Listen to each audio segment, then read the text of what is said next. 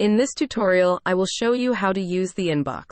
You can perform a lot of actions in the inbox like enable live chat, disable live chat, mark conversation as follow-up, assign conversation to an admin, set a custom field, add tag to a contact, send flow to contact, subscriber contact to a sequence, block a contact, delete contacts, and many more. This option right here allows you to assign a conversation to an admin. This is very useful, especially when you have a lot of admins or agents managing your inbox. Next to this option is the star icon that allows you to mark a conversation as follow-up. You can click on the icon again to remove follow-up from the conversation. Click on these three dots right here to perform actions like mark conversation as follow-up, mark conversation as read, block contact, and delete contact. To enable live chat, you need to click on this icon right here, and to disable live chat, you need to click on this bot icon.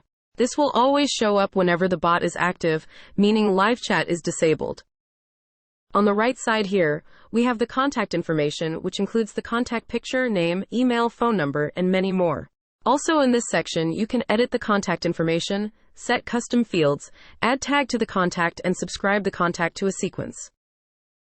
To set a custom field, you can click on any custom field right here to modify its value, or click on Add New to add a new custom field. To add a tag to a contact, click right here to select an existing tag. To add a new tag, type in the name of the tag and press Enter. To subscribe a contact to a sequence, click on this option right here and select a sequence of your choice. Lastly, you can send products, save replies, send files, send flows, or send step of a FAO. Here we come to the end of this tutorial. Thank you for watching.